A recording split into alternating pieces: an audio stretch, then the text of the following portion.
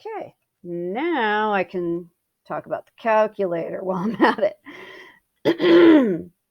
Except that it's reflecting everything on the screen. Okay. All right. So let me talk about the FN int. If you have an older calculator and you just pushed Math 9 on your home screen, for FN int, you're going to first type your integrand and whoa, dropping pen. Good job. Moving that out of the way. So what would be typed into the integrand, come on. You're aggravating me, aren't you? You're just having fun. Okay. All right, here. The first thing you're going to type in is the integrand if you have FN int. But understand something very important. This parentheses cannot be ended early. If you end it before you finish your integrand, which is commonly the problem that happens, it's going to give you an error. Make sure that this is not ended until all the way over here. And I'll talk about typing the vars in. But once you have your integrand typed in, you push comma, which is right above your 7, and then you have to tell it the variable you are differentiating with respect to, which is basically the x in the dx, then comma again, and then your lower limit, followed by comma, your upper limit.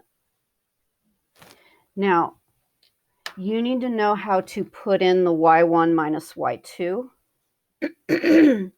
So right now I've got my cursor set up on my integrand, and I'm going to push my vars button. So,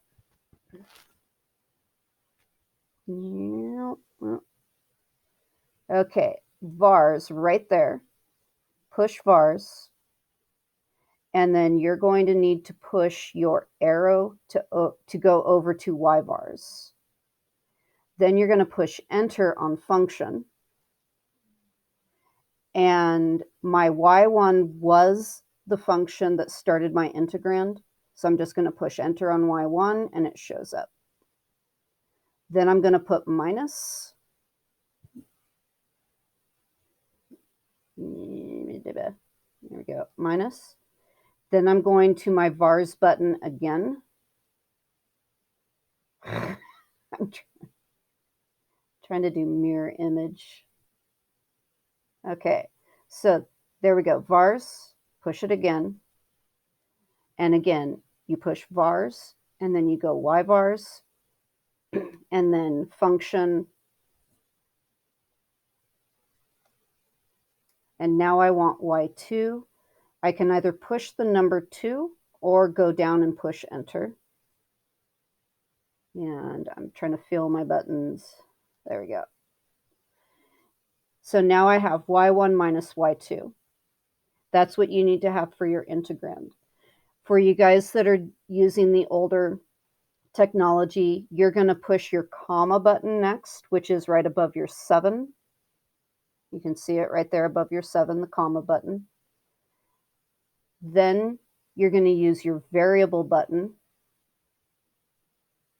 And for those of you who have this particular screen, you're going to go over to that spot and push your variable.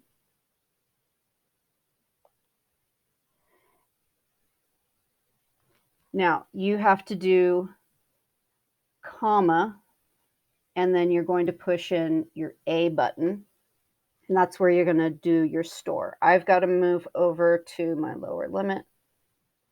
And so to get that, what I saved under A, I'm going to push alpha, and then the letter A.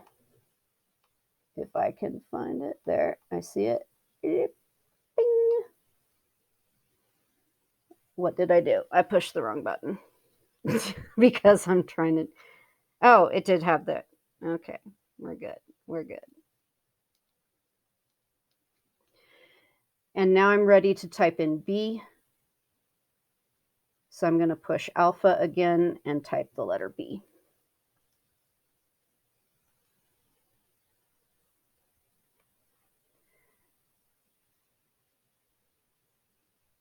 and then push enter, and we get a number.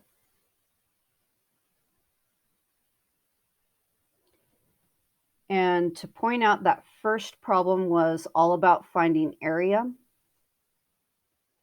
So the answer for that problem,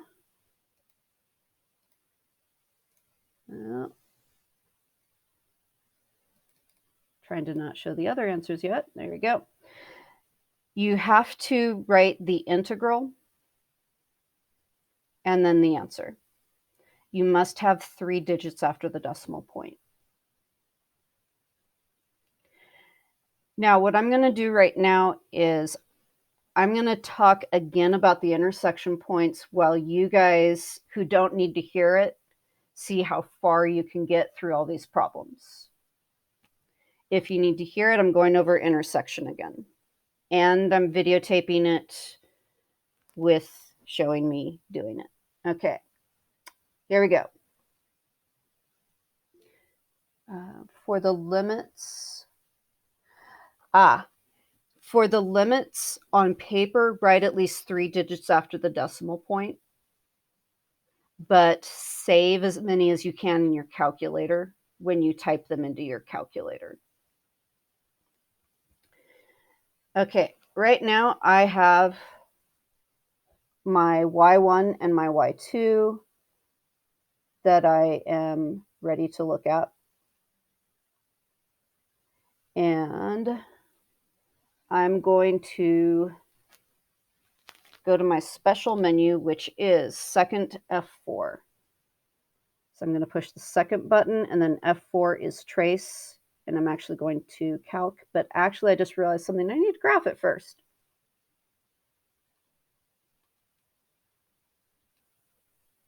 Okay, there we go. Got the graph. So now I want to find the intersection point, and I'm going to do second and then trace. Second, trace. Down that menu is intersection. It's number 5 on the menu.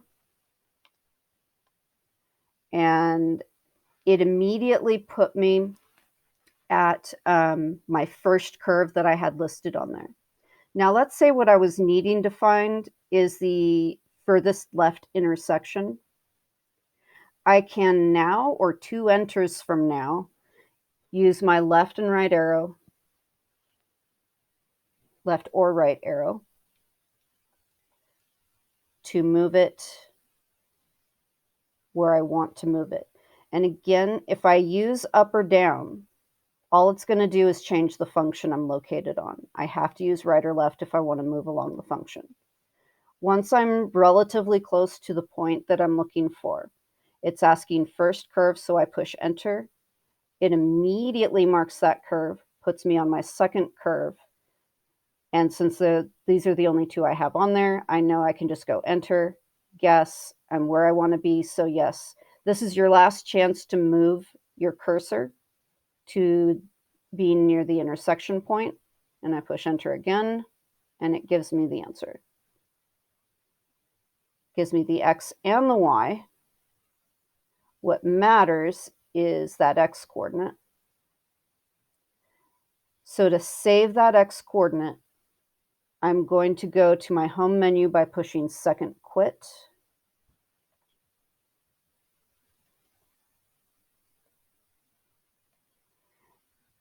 And then in order to save it, I'm trying to get this into better light, and to clarify Desmos as a graphing calculator.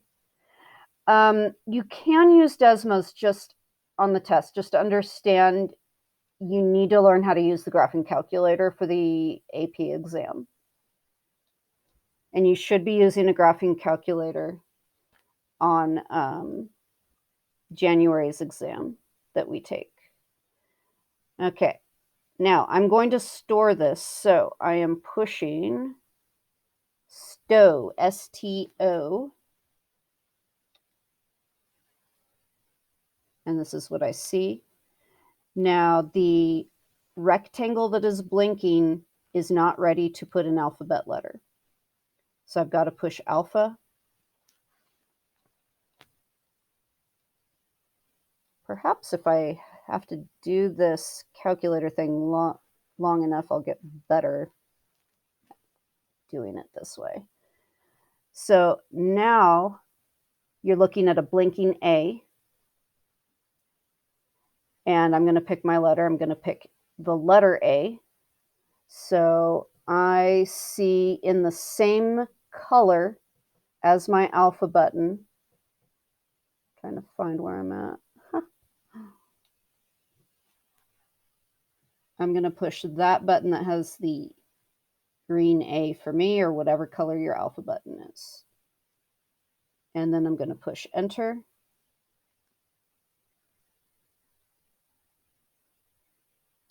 And I can see that that is the number it stored.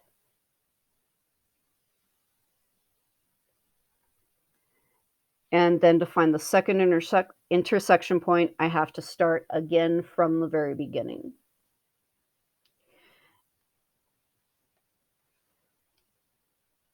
And real quick, because I think I'm just going to not post the other video, if I want to zoom in, I'm going to go back to zoom standard where I'm not where I wanted to be in my calculator. So I pushed graph. It's in a standard -10 to 10 window. I want to zoom in. So I push the zoom button.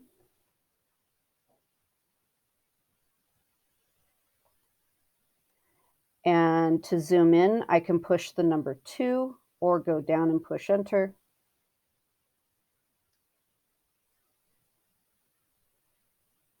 And now I'm going to use my arrows. I can use all 4 of these arrows to move wherever I want to center.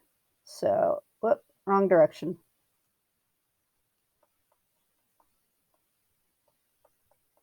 So let's say about there. I'm going to push enter. And it zooms in. If I wanted to zoom in further, I wouldn't have to re-push the zoom button, because right now it has the zoom cursor. I could move it around, recenter, and then push enter, and it'll zoom in further.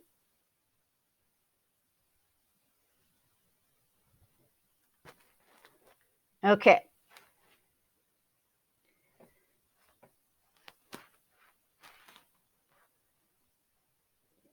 So I'm assuming you've had enough time for getting some of the other problems set up. If I'm rotating about the x-axis, you are allowed to name the function instead of writing the function. On the AP exam, I highly recommend that you use the letter name of the function, because some of those are really long, and if you write it incorrectly, you're incorrect. And yes, you can identify the limits as A and B, but you have to make sure that you actually say that. You have to write it on the paper. You just need to write something like let A equal, and then write at least 3 digits after the decimal point, and you're good.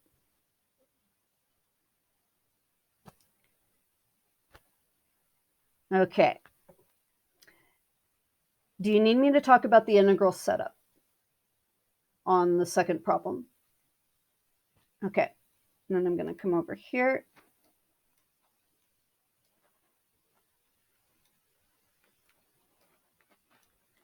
For B, I am rotating the region R about the x-axis. Whoa. Pull the microphone out of my ear.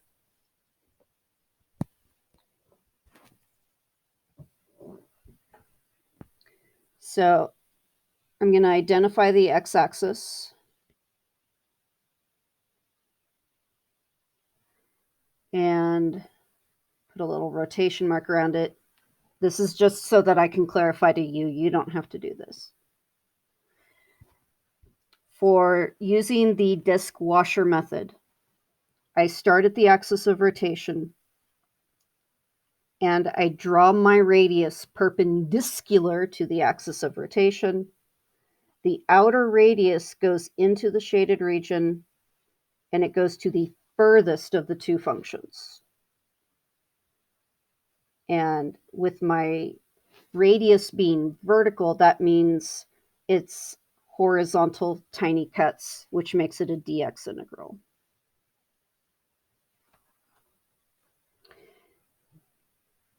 And then with rotational volume as well as cross-sectional volume, it's from there an area formula. I'm just going to put letters A and B here for the x's that we found. Now, the area formula is, this is a radius making a circle, pi r squared.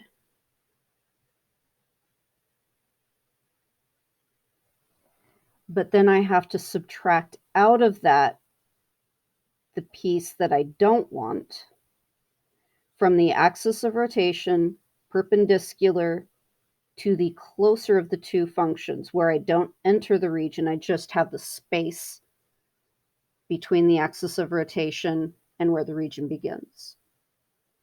And I'm making another circle, minus pi r squared.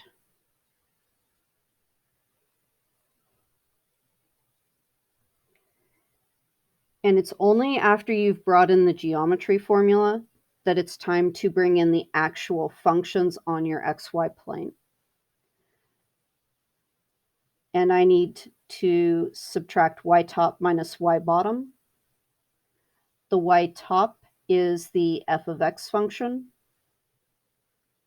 The y bottom is 0. You do not need to write the minus 0. And then for the inner radius, I have its y top minus y bottom. Its y top is the g of x function, so I'm just going to say g of x. And then the bottom is 0, but I don't have to write minus 0. And then it's just a matter of typing that into your calculator correctly.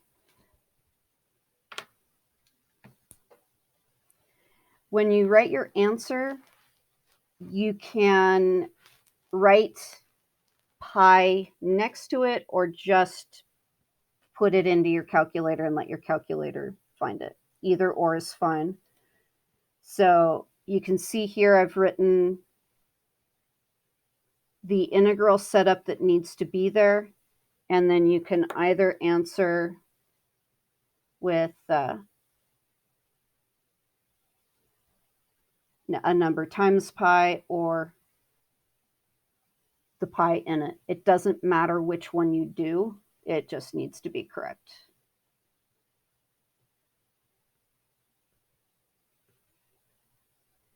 Do you need me to do anything more with part B? Okay. Then for part C, I'm rotating about horizontal line y equals 2. I'm going to erase.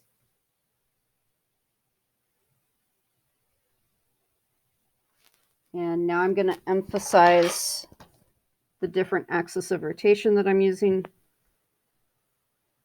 The axes of rotation will always be above or below the region or right or left of the region. It'll never go inside the region for these problems. So it touches the top function. My radii are start from the axis of rotation, perpendicular from the axis of rotation, go to the furthest of the two functions for your outer radius, creating the outer surface of this rotated object. For the inner radius that will be subtracted away from the axis of rotation to where the region begins, but not inside the region. Then when I set up my integral, again, it's dx because my radii are vertical, so my tiny cuts are horizontal. And it's pi big radius squared minus little radius squared.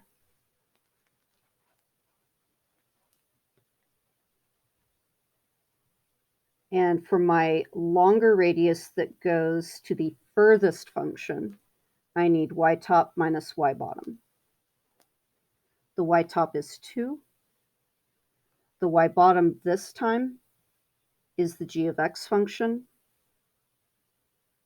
And notice when the axis of rotation changes the side of the region, it changes who is the furthest function from the axis of rotation. Then, for my inner radius that is subtracting out, y top minus y bottom, the y top is 2, minus the y bottom is the f of x function. And then from x equals a to x equals b, the intersection points that we found. Something important. You're going to, at some time probably, be taking a test and realize that you got an answer that was a negative when you should have gotten a positive for a problem with area or volume. If that happens, the most likely culprit is you got your subtraction order incorrectly. You need to, on the test, change the subtraction order. And you can't, the easiest way to do it is honestly to just put a negative outside. It's technically correct. But understand on a test, if you're getting a negative answer with your calculator, don't just put the positive one out there without changing what you have written down on the paper. Your integral needs to be written correctly, unless you typed it into your calculator wrong. Make sure that it is set up to give the positive answer that you intended. And then that one's going to take some time to type in to your calculator to solve the integral. The last one, equilateral triangles. I'm okay if you have the area formulas next to you for the shapes. No, on the AP test, you won't, so you should get those memorized. Equilateral triangle is root 3 over 4 times the length of the known side squared. So I've got my geometry area formula. With cross-sectional volume problems, make sure that you properly read which axis of rotation, come on, perpendicular to the x-axis.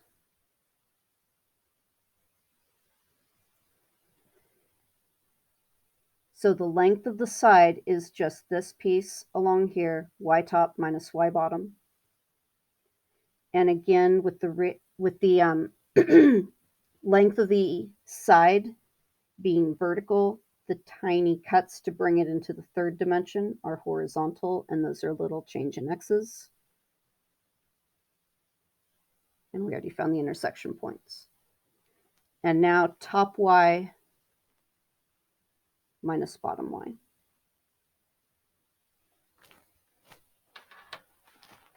And then you throw that in your calculator and you will get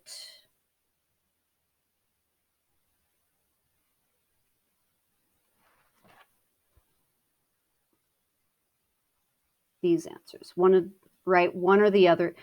Know that on an AP test, if you write the answer in two different ways, they both have to be correct. If you write the answer one way, only that way has to be correct. You can't see the answer. Oh, the cross section. There we go.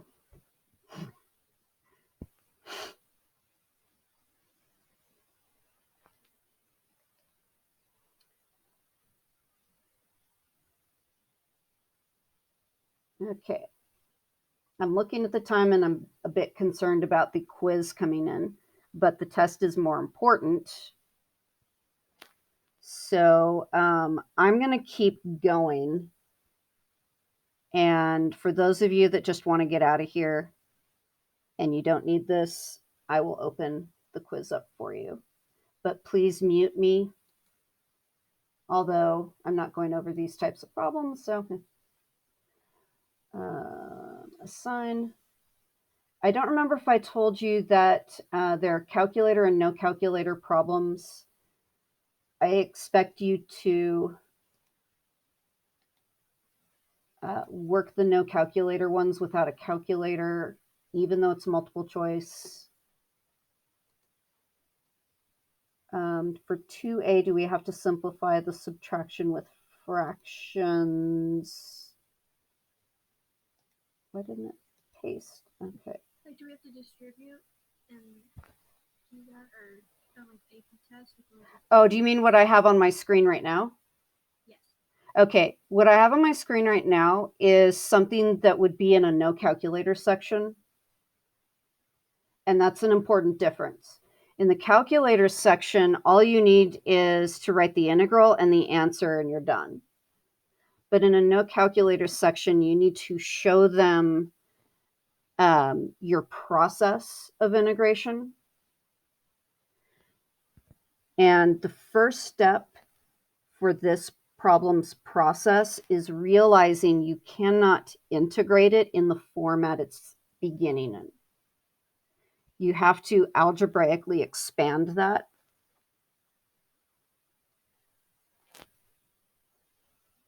And then you can do the integration. You need to write the actual function before plugging the numbers in. They need to see this is what I got integrating, and then plug the numbers in. And just so you know, this problem is it's an even function. So what I did was, in my head, I changed it from -1 to 1 to doubling 0 to 1.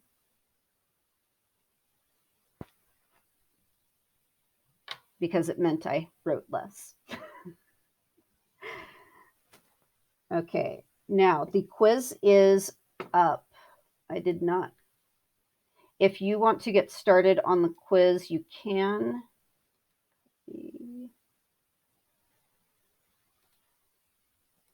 And yes, I will scroll down just 1 second. There we go, got it to paste.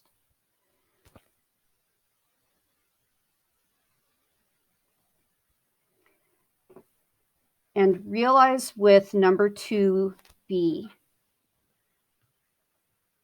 this one I have perpendicular to the y-axis.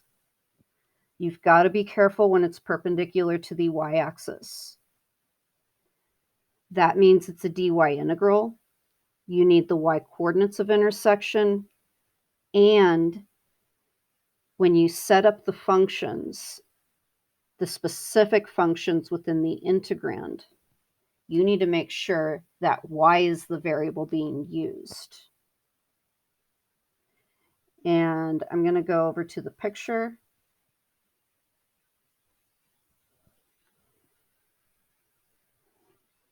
And I'm going to start with B, and then I'll talk about A. So perpendicular to the y-axis forces me to go this direction. I don't have a choice in this matter.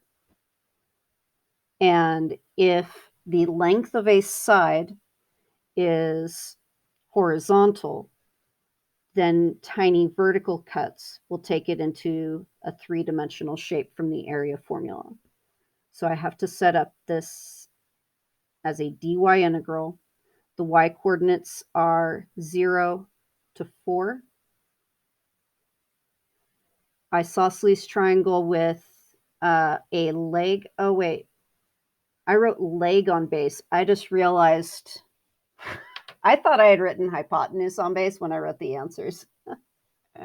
Yeah. So that means I need to fix that on the answer key. This should be 1/2, not 1/4. And then coming back over here, area formula is 1/2 length of the leg squared. And the length of that leg is this horizontal distance. I need my x right minus my x left. But you've got to look at the fact that you are using the function y equals 4x squared, and you need what x is equal to. So I've got to isolate my x. And when I square root, it's plus or minus. X is positive on the right. So this is a function for x in terms of y that is the positive square root of y over 2, or you can leave it as y over 4 in a root. And then on the left, I have x equals the negative square root of y over 2. So when I do right minus left, I am doing the positive root minus the negative root, which is also the same thing as doubling.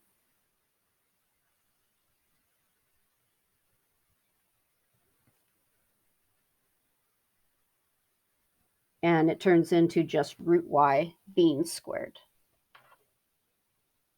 So it turns out to be a very kind problem. I'm starting to wish I'd saved this one for the test, but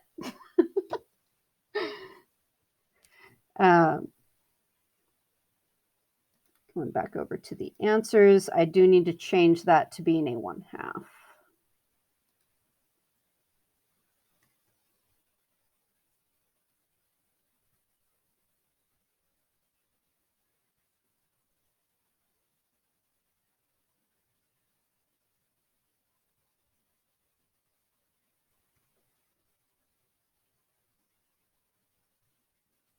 Okay. So hopefully you guys are ready for the test. I will be in office hours today between 2 and 3 if you need any extra help. For anyone who shows up, my top priority will be preparation for tomorrow's test. That'll be the top priority. So if you come in for help with tomorrow's test, that'll be the first thing. And then with tomorrow's test, let me stop